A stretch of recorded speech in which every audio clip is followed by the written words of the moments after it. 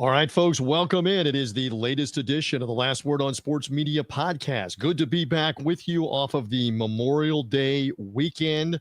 Hopefully everybody had enough to eat, had enough sports to watch, took time to remember those that we have lost in military service, first responders, etc., but also enjoyed the extra time this weekend. Maybe even went to the movies like I did. With the Mission Impossible, was it the concluding eighth and final movie, The Final Reckoning? I was there with my family. A lot of people partaking in the movies. Anyway, welcome in as we do this live on social media as well as YouTube and Twitter X. If you're hearing us on podcast after the fact, we did it live on video on Wednesday. I am merely the somewhat competent co-host T.J. Rives. My co-host is Mike Gill of the Sports Bash, the afternoon show weekdays in Atlantic City on the ESPN affiliate 97.3 ESPN. Mike, good to be back with you. Good to chat with you here on this Wednesday off the Memorial Day holiday. We got a lot to talk about. A soaring Indy 500, the NBA winding down towards its finals, an injury for Caitlin Clark. There's a lot to go over. How are you, my friend?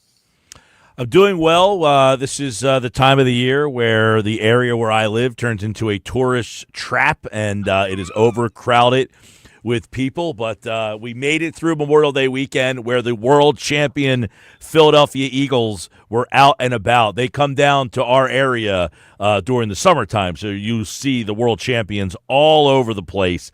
And they were out mingling as their last time before the OTAs have begun today for the practice. Eagles. Voluntary practice for those that want to be on the team. So the Eagles were at the White House earlier. Now they're hanging out in Atlantic City, enjoying their fun. Man, there's a lot to go over in the sports media landscape, as always. Again, thank you for finding us on Mike's YouTube page, on the Mike Gill Show YouTube page, as well as social media. And on the podcast outlets, Apple, Spreaker, Spotify. By the way, great job with Larry Colmus. You interviewed him last week, the track announcer for NBC Sports' coverage of the Kentucky Derby, the Preakness, as the track announcer. What a great story and what a great call of both of those races this year. So I enjoyed that. And I say to the audience, Mike, they can go back and hear that conversation in full as you talk to him a good, 20, 25 minutes about his career, etc. So go hear Larry Colmus on this podcast feed if you're hearing us on podcast as the previous show. Nice work. Bravo. Thank you. Well, yeah, and, he told the story about what it's like, as they're coming down the stretch there. He's in this booth by himself. It's an outdoor booth, and how he's kind of switching between binoculars, the naked eye, a monitor in front of him, and he's kind of rotating his way through, and he explains like when he changes, and it was a pretty cool, he took you inside the booth, which at the Preakness is a outdoor booth, so you're outdoors and just kind of hanging with the people there. So great conversation with Larry Coleman, super nice guy. We got into that.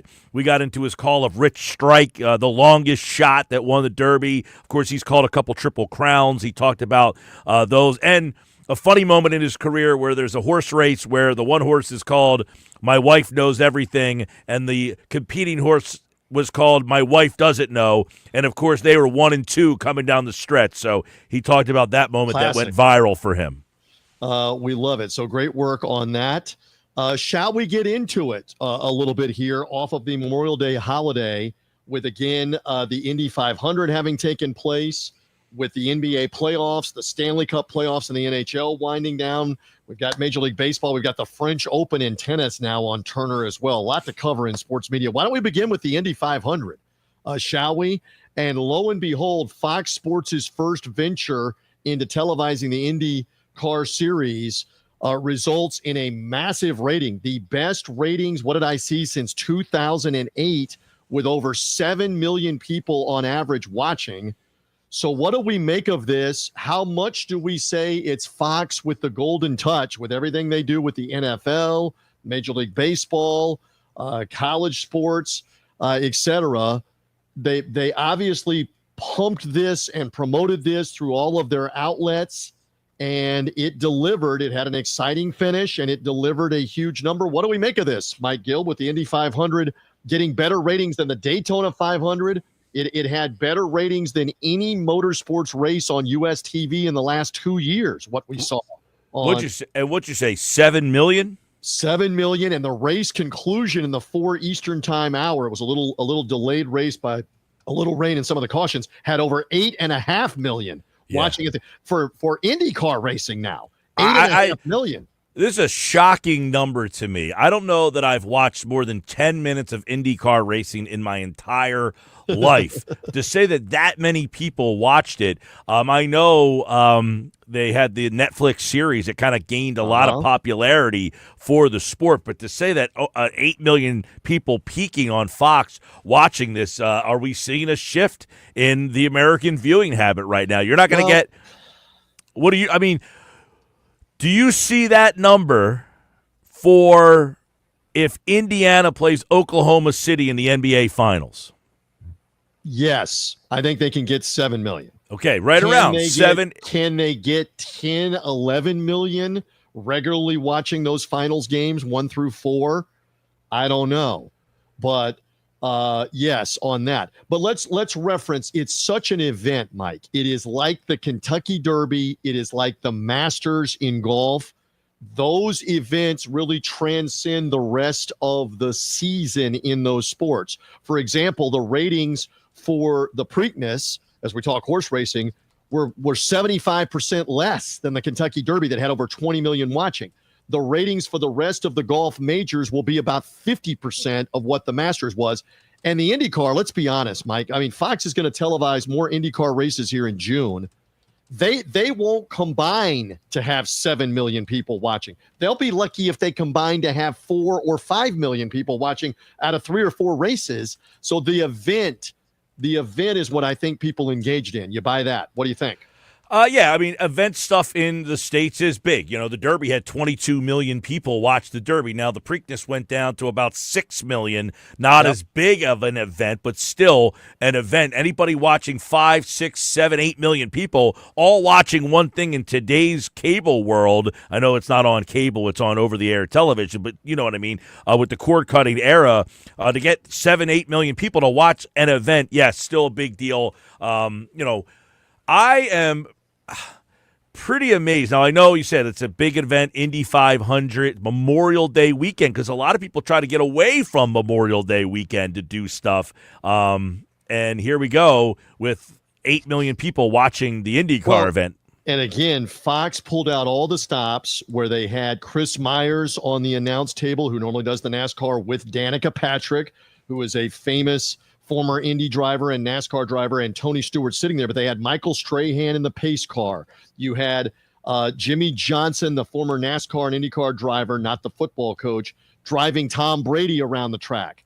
And there was lots of publicity. Brady got booed off the stage when they did all the introductions at the beginning from the Indianapolis fans, the Colt fans that remember him. But Fox was covering this with Fox News, for example, nonstop on Memorial Day weekend, pumping and publicizing that the Indy 500 was there live. They're covering it digitally on foxsports.com, social media, etc. I really think the brand of Fox and Fox Sports really helped with this.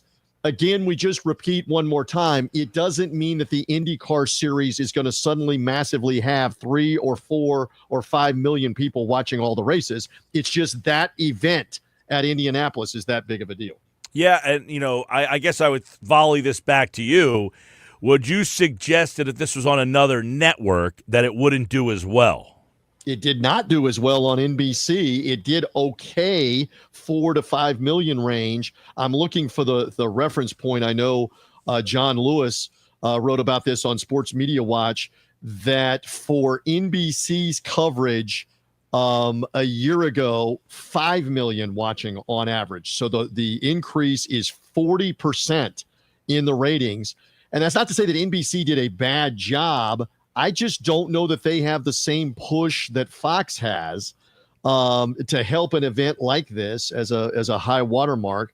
And again, it got better numbers than the Daytona 500, which is such a traditional NASCAR race that's been ingrained on Fox for the last 25 years in February. This IndyCar race did better than that. So the spectacle. The spectacle was the bigger deal, I guess, is the takeaway from this. Yeah, and listen, we talked about the Drive to Survive, I think was the show that they did on Netflix. I know a lot of younger people got into that, and it kind of helped grow their audience big time. You don't see that type of shoulder programming, if you will, for the Daytona. So, you're getting younger people that are watching Netflix. They find out about this show. Now, the show didn't work as well for some of the golf programming, tennis programming, but for whatever reason, this motorsports F1 has caught on, and you have an event like the Indy 500 on Fox, and bang, 7 million viewers. All right, so one other thing you see there that Alex Palau, who is a Mexican by birth, ends up winning the race, famously drinking the milk in victory lane. I'm surprised there weren't Fox executives out there that he wasn't sharing the milk with and dumping the milk on their head to be celebrating with all this. One criticism in the sports media world here, the end of this race, you always are locked in for the end of these kind of events, the home stretch of the Kentucky Derby, like we talked about with Larry Comas, or the final couple of holes of the Masters, who's going to win it and how in golf. For the Indy 500, you want the final lap to be exciting, and you want the checkered flag to wave, and you want that symbolism. And Fox botched it. I put this on social media as soon as I watched it on Sunday afternoon, that this, again, is a first-time crew. They have done a couple of other IndyCar races. The director, I'm going to name the director. His name is Mitch Riggin. I don't know Mitch Riggin. If Mitch Riggin walked up to me, I wouldn't know him. But he was the director on Sunday, and Mike Gill, they botched the end of the Indy 500, and I understand part of the confusion because, again, this is a racing term. You had lap traffic. You had cars in front of the two leading cars that can make it confusing on the long shot down the straightaway. Which one is the winner? Which one is the leading car out of that group? And as they're coming to the finish line, there had been a wreck on the final lap, so the yellow flag is out. All right, traditionally, they wave the checkered flag as the lead driver is coming, but the director for Fox cut away from that to show the wrecked car while Palau crossed the finish line at the end of the race. And to me, that's something they had to be screaming about behind the scenes. That's the shot you always want. Now, they did cut to Palau in his car after he had crossed the finish line, and he's yelling and celebrating and waving his fist. So you got that about 2 seconds after they're showing the wrecked car at the end of the race. But that's the money shot for NASCAR, IndyCar, any racing series. You want the winner crossing the finish line with the checkered flag, and they didn't do it. They missed it on Fox. It was a gaffe. It's a big-time gaffe for their first ever Indy 500. So if there is a criticism, slight as it might be, they botched the end of the race. I'll just share that with the audience that may have seen it, and the race heads know what I'm talking about. The racing fans know what I'm talking about, Mike. The gearheads out there are definitely paying attention to that. But could you imagine that you cut away from the final putt of Rory McIlroy on the 18th green for CBS at Augusta? Well, not on the same scale, but we did see this in a UFL game this weekend where they moved the game from ABC over to ESPN to start the pregame for the NBA playoffs. Not quite the Heidi game there, but they did take viewers away from the last play of the game, which was it was like 33-30. Now, I don't know how many people are watching UFL games in the final seconds, and they took it off the screen to roll the NBA pregame show for Thunder and Timberwolves. Yeah, they moved it over to ESPN for like the last play or so. It was like a 33-30 game when they moved it. That's a little rough. But okay, so we spent some time on that with the Indy 500. Speaking of the NBA, we are now a game away from what we've been talking about, that the Oklahoma City Thunder and the Indiana Pacers are on the verge of making the NBA Finals to play each other. The Thunder lead Minnesota 3-1 off the weekend win in Minnesota and can wrap that series up actually tonight as we do this live on Wednesday night. And the Indiana Pacers knock off the New York Knicks to take a 3-1 lead, beating them in Indianapolis on Tuesday night, which means that we're on the verge again of an Indiana-Oklahoma City final, which they're not going to make an announcement out of New York and the NBA headquarters and the ABC Disney headquarters here of what a downer that is. But Mike Gill, it's going to be ratings trouble. We can see this coming no matter how good the basketball is. Yeah. The only saving grace may be if they get to a game 6 or a game 7 dramatically. The audience always goes up for a game 6 and especially a winner-take-all game 7. But right now on paper, what are your thoughts here on what looks like a reality? Oklahoma City and Indianapolis. Well, obviously, this isn't the glamorous markets, Oklahoma City and Indiana. I would certainly, and now people would say, look, if you took these same players and put them in New York and L.A., are you going to watch the same exact players and they're just playing in different markets? And, of course, the answer would be yes. The market size, though, is the size of the fan bases aren't as big as those markets. So if you get every single person in Oklahoma City and every single person in the state of Indiana watching, it's just not enough people to really push the ratings. Now you have to bring in every other market to say, I have interest in Indiana and Oklahoma City, teams I don't know much about or did not see much during the course of the regular season because they don't play. Now, Oklahoma City does get a lot of national games over the last year or two, but you got 2 stars in Halliburton, who's an unknown star, really. Shai Gilgeous-Alexander just won your MVP. Now, what I would say is this.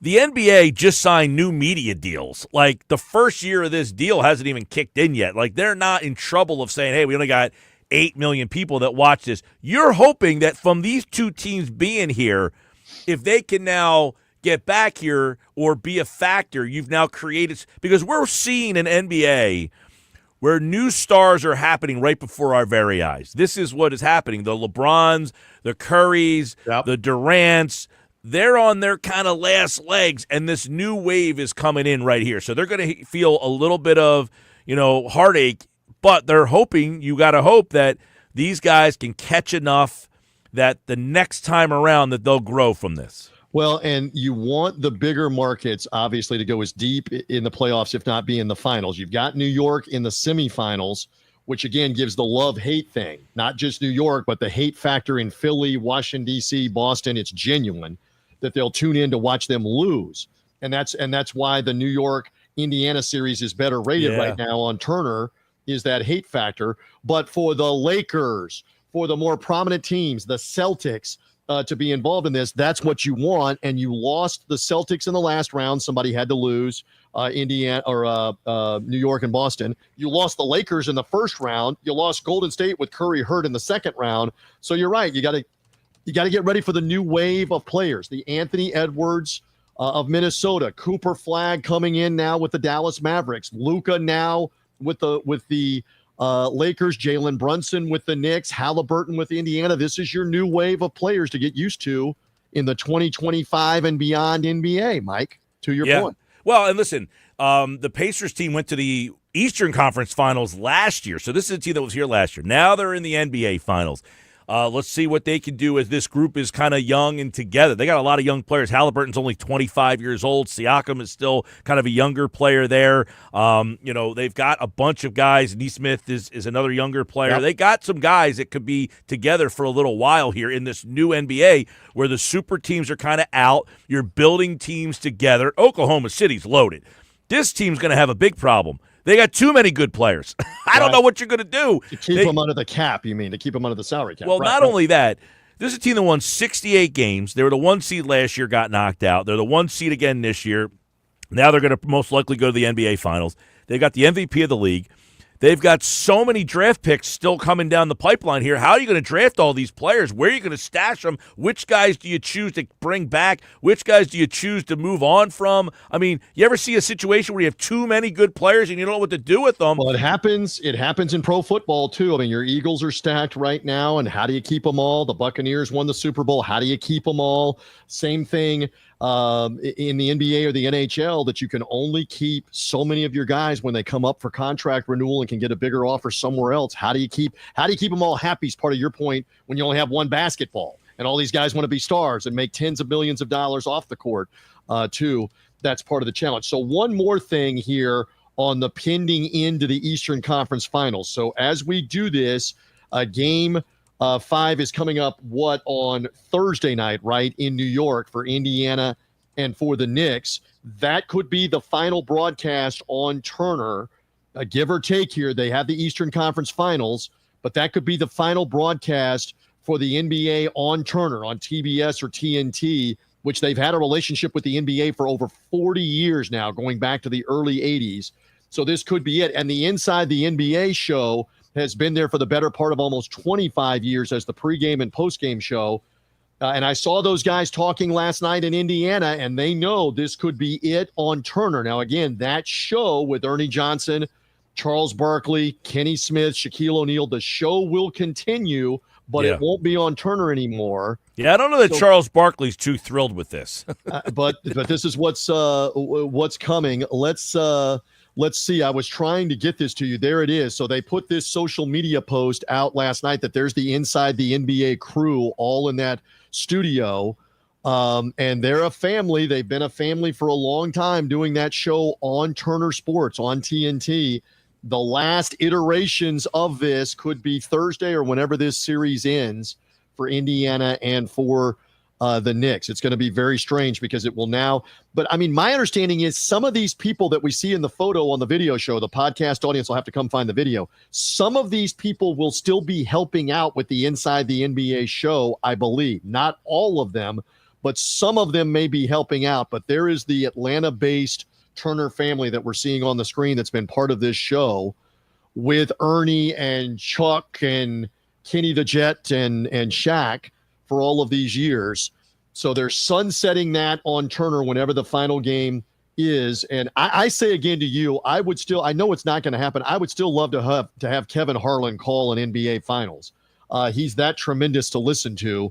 He's not going to be the lead announcer on NBC. He's not going to get the chance on ABC and Disney. But, I mean, what's your thought here? He's going to end up being on the Amazon coverage of the NBA. But listening to Kevin Harlan again, as he did on Tuesday night, I mean, that guy is championship worthy and would love to hear him do the finals, but it's not going to be the case. No, obviously, Mike Breen has been the voice of the finals. ABC gets that for, they've had it for eternity. They keep it even in this new. Is it rotating in the new deal, or is it going to be on? In the new deal, Disney, ABC keeps the finals. Right. NBC gets the rotating Western or Eastern Conference finals. And NBC also gets the All-Star game and gets, I believe they get part of the Christmas Day coverage in this. Yeah, and that's where Mike Tirico comes in, Mike Tirico and Reggie Miller, and then Noah Eagle and Dwayne Wade are part of the NBC announced teams that will be taking that over. Now, I'm a huge Kevin Harlan fan. Are you a fan of the three-man booth with Harlan, Stan Van Gundy, and Reggie Miller? No, I am not as big a fan of that three-man booth. I love Miller. Do you like a three-man booth in general? Three people, including a woman like Doris Burke on the ABC ESPN one right now. They can work, but it takes good chemistry for it to work. It is interesting that it has been a three-man booth for ABC and ESPN forever. They had Mark Jackson and Stan Van Gundy together. They then were trying last year to have Doc Rivers with Doris Burke, and Doc Rivers, remember, took the Milwaukee job in the middle of the NBA season. So then they plugged J.J. Redick in for the last half of the year, three-person booth with Doris Burke. Now we have a third different person in Richard Jefferson with them, and that one doesn't work as well. And I'm not as big a fan of Stan Van Gundy, period, but much less having him with Reggie Miller and Mike Breen. What is your thought on the three-person booth and that one in particular, Van Gundy with Miller and Kevin Harlan? I agree. I don't mind a three-person booth if it works. Like the Mark Jackson, Jeff Van Gundy, Mike Breen, that worked. They knew their roles. They had great chemistry. They played off of each other well. Now it seems like they're just trying to replace the three-person booth by just putting three people in there, and you've now changed it from Rivers to Redick and now Richard Jefferson. Now Turner, they didn't do a three-person booth. Now all of a sudden they decide, hey, why not throw Stan Van Gundy into the mix there? I think they seem disjointed. And there may be something contractually with that where Van Gundy's contract may have specified, hey, if you want me to do these games, you want me to do the playoffs, I'm doing the conference finals. Sometimes that's negotiated in. But it is interesting. Like, for example, in the pro football world, we had the Monday Night Football three-man booth forever, going back to the beginning of it with Frank Gifford, Howard Cosell, Don Meredith. That's where the three-man booth kind of spawned. But when you think about it, like the Fox booth is at this point Kevin Burkhardt and Tom Brady. It's a two-person booth. Before that, it was Kevin Burkhardt and Greg Olson as the number one team. The ESPN Monday Night booth now is Joe Buck and Troy Aikman, which was the Fox booth. Yeah. The CBS booth is Jim Nantz and Tony Romo, two people. The NBC booth forever was Al Michaels and Chris Collinsworth. It's now Mike Tirico and Chris Collinsworth. Two-person booths is the theme. When you think of Fox's baseball, for so many years, Joe Buck, Tim McCarver, two-person booth. And then now it's Joe Davis and John Smoltz that have done it for so many years. Does the three-person booth work in all of these sports? Does the NBA have to be beholden? Apparently, NBC is not going to be beholden to a three-person booth. See, it goes back to the Mark Jackson, Jeff Van Gundy. That worked because they knew their roles. It's hard to get everybody to kind of know your roles, get in on the same here. You got Doris Burke, who, how often does she work with Richard Jefferson? That one just seems clunky. Richard Jefferson kind of likes to be goofy at times. She's a little serious. And by the way, he's gone again because he's going to leave and go be one of the lead announcers on Amazon. So they've got to find another person again. And I'm not so sure. And look, we're not going to go down the rabbit hole, but I want your thought on this about women in the lead role of an NBA Finals as the analyst. I don't have to have Doris Burke sitting there, who's never worked in an NBA front office, never been a coach, much less been a player in the NBA. Might ABC and ESPN decide, okay, the three-person experiment is over. The Doris Burke experiment is over with having her there. Let's get a prominent, articulate player and put one person with Mike Breen and see if that works. And maybe they go that route. I don't know that ESPN will do that. Certainly, they paid for it with Joe Buck and Troy Aikman. They paid for it for Monday Night Football in their playoff games, and it's just the two of them. Might they do that here with the NBA? Might they say this whole experiment of trying to recapture Mark Jackson and Stan Van Gundy with Mike Breen, three people, it doesn't work. Let's find a prominent, articulate, former NBA player or coach, whoever it is, and put them with Mike Breen and go with that. What is your thought, Mike? Well, the problem is they haven't been able to find that prominent person. And when they do think they find that person has left. I mean, you just said it. Doc Rivers, right. You had Van Gundy and Jackson. I don't know why they ended up deciding to get rid of those two. There's murmurs of the league wanted them gone, yada, yada, yada. You had a great team right there that no one really complained all that much about. Now, I mean, listen, some people like Doris Burke. They think that she adds to it. Other people think, why is she doing these games? No one's ever going to be universally saying, man, you had a universal team, though. You had a team in Van Gundy and Mark Jackson that was, 75-25 for the most part. Now, yeah, everybody loved that team, and they broke it up. ESPN broke it up for the reasons you did, as you mentioned. But let me put this out there. When you were watching the Olympics this summer, and Noah Eagle and Dwayne Wade, who had not really worked together, they meshed. Noah Eagle energetic, enthusiastic with the call. Dwayne Wade insightful with the stories, with volunteering insight and criticism. Two people, not trying to work a third person in with the two of them, worked. So there's an example of how it can potentially work down the road. And again, we just point out that over and over again in the NFL. Now, in fairness, ESPN uses the three-person booth on the backup crew of the NFL with Chris Fowler and what were they using? Dan Orlovsky and They Louis also use three for baseball on Sunday Night Baseball. They have David Cohn and Eduardo Perez and Carl Ravitch. That's Carl correct. Ravitch. Here's the one thing. I don't mind Doris Burke in terms of what she – the one thing I always wondered about Doris Burke is I don't know what her background is. Why is she the most prominent basketball voice in the NBA right now? So there's 2 points. The first point, she was a prominent college basketball player back in the late 80s and the early 90s. She worked her way up as a sideline third person on ESPN's broadcast, the third courtside reporter role. And this is the truth. Her husband at the time was the coordinating producer of college basketball on ESPN. And it helps. It helps to know people. It helped Joe Buck get in the door at Fox Sports that his dad was Joe Buck. It helped Kenny Albert that his dad was Marv Albert. It's not just exclusive to the Doris Burke example that we're talking about. but her husband helped her get analyst assignments on college basketball. And she does a quality job of being an analyst. I agree. And so she has now progressed to the NBA. The problem I have across the board, and you should know this, audience, and Mike knows this, I have nothing but women in my household. I have a wife of 30 years. I have teenage twin daughters. For God's sake, Mike, the dog's even a female. I got nothing but females. This isn't about whether females can be in charge of things, whether females can run things as well as males. They certainly run a household better than males. This isn't a chauvinistic anti-woman take. This is, if I am sitting back as a fan, and I want your thought on this, I want somebody to relate stories that when I played in the NBA Finals, we did this. Dwayne Wade can do that. Previously, Doc Rivers can talk about that as a coach, or when Van Gundy was coaching in the finals, or Mark Jackson played in the finals or was coaching for the Warriors. I don't know if they made the finals. They certainly were in the playoffs.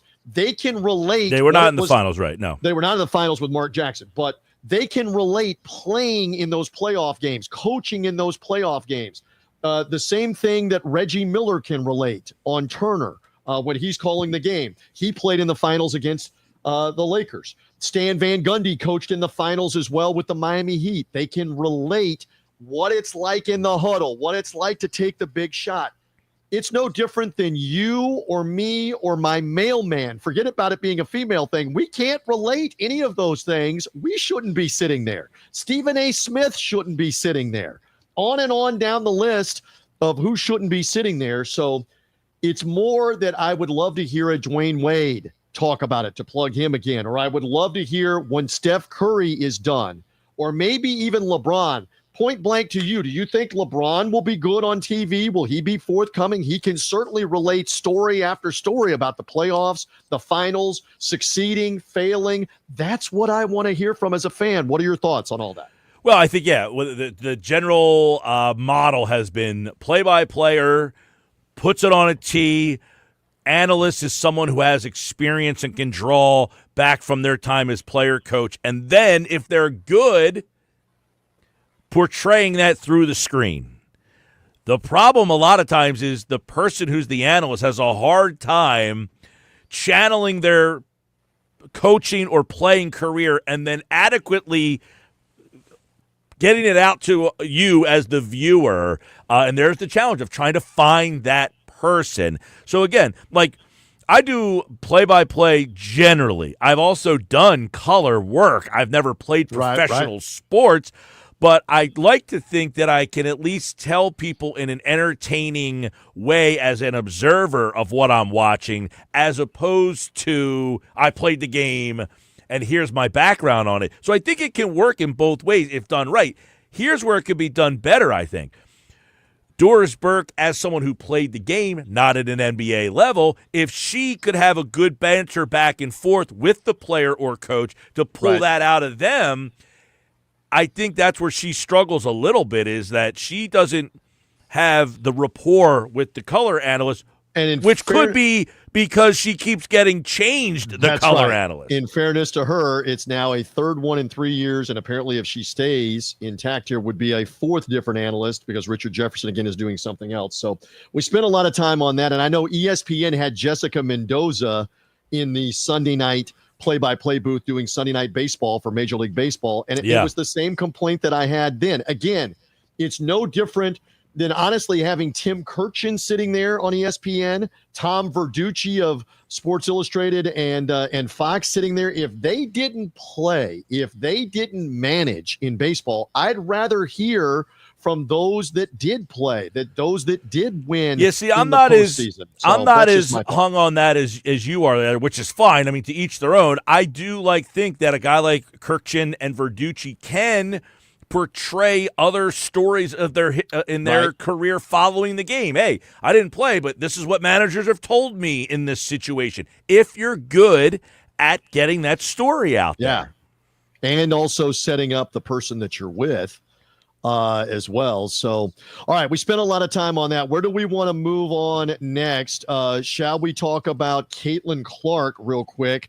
She is injured, Mike Gill, injured this past weekend in the game with the New York Liberty. I have not seen the rating yet. That was a network TV game.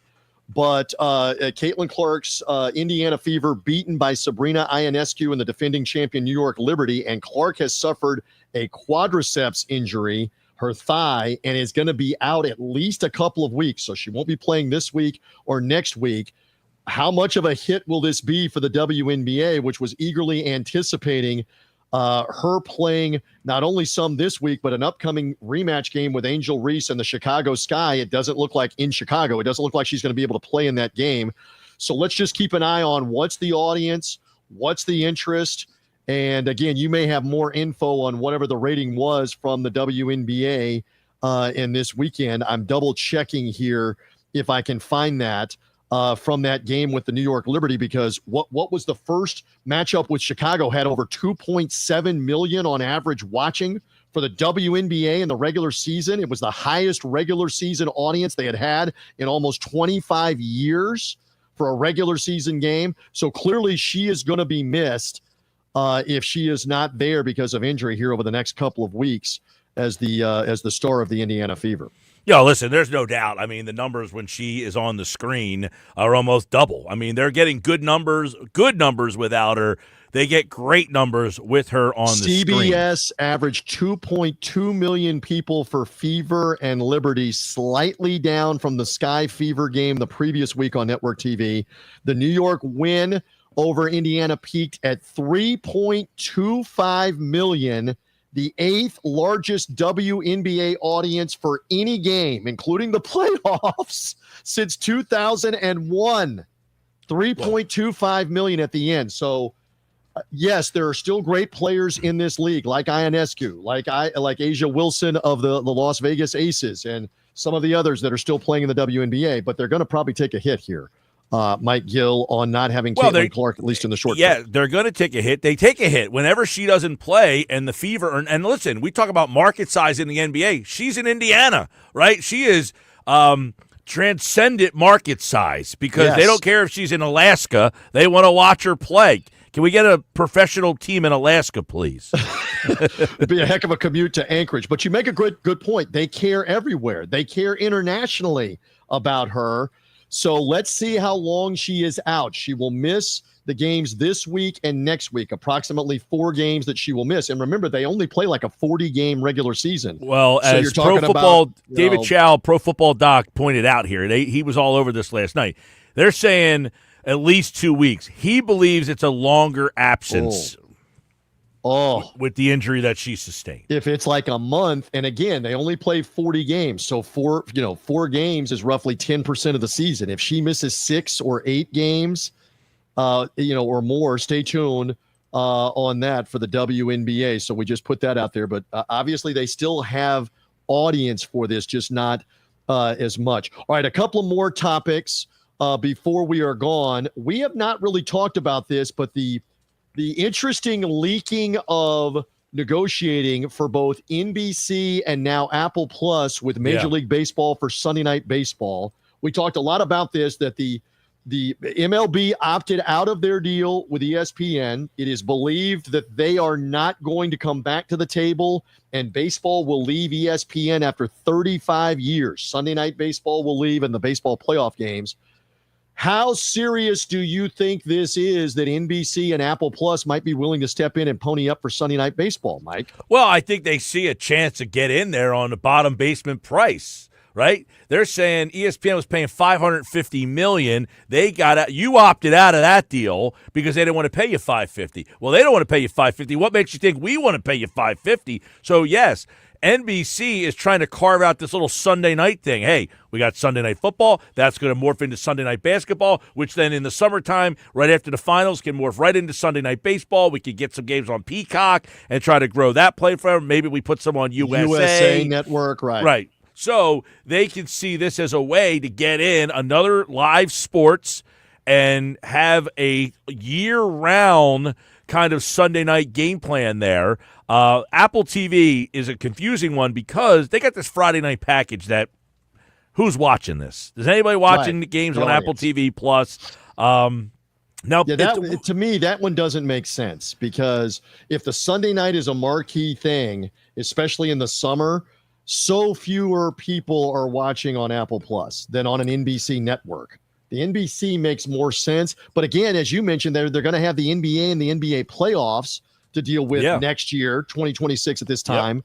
And you've got the NFL, like we talked about before. You've got the NFL Sunday night games in September in the stretch run of the baseball season, where you can't be on NBC. So your most important playoff stretch games are now getting bounced because of football. You're in the middle of your summer, and you're getting bounced really up to almost 4th of July weekend. So the Sunday night baseball game is almost obsolete for, other than July, August is when you get it. So I don't know where NBC thinks that fits unless they really say, look, well, we want to grow USA, which, that's they lost. Well, USA has some audience. They don't. But it's not a network over the air situation. Right.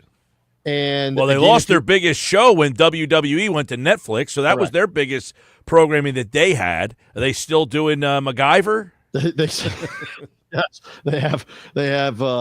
What else did they always have on USA? Was it Silk Stockings in the 90s? We're children of the 90s. They had that on USA Network. I don't know why that came to mind. And some other programming. But in any event, they're trying to build that brand out because they will show golf as well on USA from NBC and the Golf Channel. If need be, they were always showing hockey playoffs on USA Network. They were showing the soccer this weekend, the English Premier League ending, and USA Network was prominently featuring it, Olympic coverage. So it's not the craziest thing in the world, but like you said, discount price for NBC or Apple Plus. That's why it makes some sense, is the discounted price. But if you're baseball and you are going to give someone a discounted price, why wouldn't you just give the discounted price back to ESPN? This way you get all your Sundays. ESPN they wanted the discount, and Major League Baseball drew the line in the sand and said no. Well, and baseball comes out and says you're a declining product. So is every other cable outlet that you're going to try to go to now, unless you went to a streamer.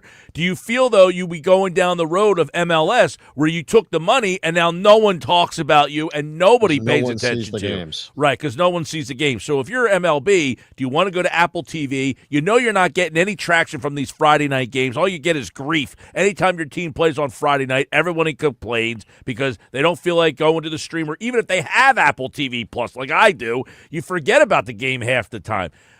Do you go to Amazon Prime? Is that an outlet that you say, well, it works for football on Thursday nights. Why wouldn't it work for us? At least we get every Sunday. It's just not a way to grow it unless you're playing the long game of eventually younger people go to Amazon more than they do ESPN, which I doubt, but that could be your big goal. You know what we keep saying, and we've said it before, and we're about done here on this edition of the Last Word on Sports Media podcast. The Savannah Bananas idea. Nobody's laughing at that anymore. Why? Because there's so much engagement with kids, with families, with people watching, like you mentioned, on streaming, on YouTube, on the internet. They are more interested in watching that. So I agree with your premise of the long game, but baseball, Major League Baseball, is such an older audience, an older demographic that is a dying demographic in terms of TV. They got to do something to shake it up. But the days of being able apparently to charge 400, 500 or more million for a Sunday night game, that's over with. That ship has apparently sailed. We'll see what they decide. It is, but baseball, cooler heads need to prevail here. If you're getting offered $350 million and you're willing to take that, you go back to ESPN and say, hey, would you do $350 million? Hey, can we get ABC? Can you give us some ABC Sunday night games? Something to that effect. Right. They used to have Monday Night Baseball in the summer on ABC many years ago. Speaking of Howard Cosell, I still remember watching like Al Michaels and Howard Cosell and Bob Uecker call a Sunday night or a Monday Night Baseball game on ABC. So I don't know what they're going to end up doing. All right, one more thing here, and that is the college football world. Yes. I love the Steve Spurrier line from down here in the South, the former Florida Gator coach, the former Heisman Trophy winning Gator quarterback, and then he later flamed out as an NFL coach with the Washington then Redskins, then came back and coached in college football at South Carolina in the SEC. Spurrier always called it talking season. It's talking season right now. Everybody's talking season. So they have talking going on, not playing. And at the Southeastern Conference current meetings for talking season here that they're having in the Panhandle of Florida this week, the SEC Commissioner Greg Sankey is putting it out there twofold. Number one, about the college football playoff format. So we already know the college football playoff format expanded to 12 teams, Mike Gill, last year. They've redone the format now where if you win one of the Power Four conferences, you're not guaranteed a bye in the opening round of the college football playoff anymore. They're just going to seed the top 12 teams 1 through 12. The 4 conference tournament winners, the 4 conference championship game winners, are all having to be in the top 12, but you're not guaranteed a bye. So they've redone the format. And now the conversation has become, when it expands, will the SEC and the Big Ten demand that as the 2 most prominent conferences, they're guaranteed 4 spots each, half of the 16-team field in a 16-team playoff. So that's what's being kicked around from the Southeastern Conference. Greg Sankey taking shots at the Big 12 and the ACC, is firing a shot across the bow like in the pirate world. Yep. On them. What do you make of all this squabbling over the upcoming format of the college football playoff and all the money and all the greed? Okay, so I live in the Northeast, which is not a big college football area, obviously, but I am a big college football fan. I don't know who the SEC and the Big Ten think they are. I mean, I really think that they overvalue who and what they are. I think the perception is ridiculous that these two run the roost here. I mean, realistically, Alabama is not the same that it once was. You've lost like the shine of the Alabama Crimson Tide being this unbeatable, figure in the college football world is not there anymore. Right. Georgia, I think, is on the way back towards the pack, not away from the pack here. Michigan's not anywhere close to what they were. Ohio State, very good, but not like some unbeatable, mythical, magical What about the team. Argument about all the television audience? Because this is the argument they make. The SEC and the Big Ten we're going off of television audience. But what they're saying is we are the most important, prominent piece to this from a revenue standpoint, TV audience. And so why can't we dictate what we want to? I'm not saying it's right. I'm not saying I agree with it. But their premise is, why can't we dictate as to what we want in the college football playoff? For example, the SEC does not play 9 conference games. The Big Ten does, the ACC does, and the Big 12 do. But Greg Sankey has been adamant, so have their athletic directors and their coaches. We're not playing a 9th game in our league without a substantial financial reason to do so, which means, hello, ESPN, who has the exclusive rights to televise on ESPN, their platforms, and ABC to televise the SEC. Give us more money. Give us more money before we talk about a 9th regular season game in the Southeastern Conference. So it's just easy. It's interesting how they're flexing their muscle right now, the Southeastern Conference and the Big Ten. There's some fear, Mike, that they're going to try to break away and just do their own thing. The SEC and the Big Ten break away and do their own version of the NCAA tournament, college football. As crazy as it sounds. Cutting their nose to spite their face, realistically here. I mean, you look at the rankings from last year. Just okay, Ohio State, that's a Big Ten team. Notre Dame is an independent. Right. Oregon, Big Ten. Texas is an SEC team. Then you got a Big Ten and SEC team. Then you got a Big 12 team, Arizona State. You got Boise, which is a Big 12 team. Mountain West team. Mountain West, Tennessee, SEC. Indiana's a Big Ten team. I don't know that Indiana's some football Most power. of the playoff last year in the 12-team playoff was the Big Ten and the SEC anyway. Most of it was. But you had SMU, you had Clemson mixed in with a Penn State, mixed in with a Georgia, like you mentioned. So, yes. And I think people said that the playoff was not interesting last year. It wasn't that. It was like, this is kind of meh. So, yes, they have the teams, but – realistically, you had a team last year in Indiana, which is not a perennial power in the mix there. Penn State's a team that's kind of always been the 3rd team in the Big Ten. They've always been like, hey, we can't beat Ohio State or Michigan. So after really Ohio State and Michigan, now you've added Oregon to that mix, which kind of adds to the Big Ten. But realistically, after that, what Big Ten team has some national grabbing of the viewers? Right. That's a good point. Right? And keep in mind, again, they're going to go real quick, in SEC country here, Florida hasn't been relevant in how long? Who after Alabama and Georgia is this? Now you got Texas, which does add to them, and they've just kind of now reestablished it. And you have LSU, you've got LSU, you've got enough SEC teams. But see, here's the thing: you're going to increase by 4 more, so you're going to have 16. Real quick on that though. You're saying you got LSU in the Southeast. That's a big deal. There's not a lot of people that live in the Southeast. When they're looking for ratings, you need the casual fan. Up here, LSU is just kind of like another middle-of-the-road SEC team. Some years they're 11-1. Some years they're 8-4. The lack of consistency for where all the people live. But you're going to have 16 spots coming. We know they're going to expand this. And it's conservative that in most years they're going to have 8 or 9 or 10 of the SEC or the Big Ten there anyway. The fight is between the Big 12, the ACC, and all the rest on how many slots do we get?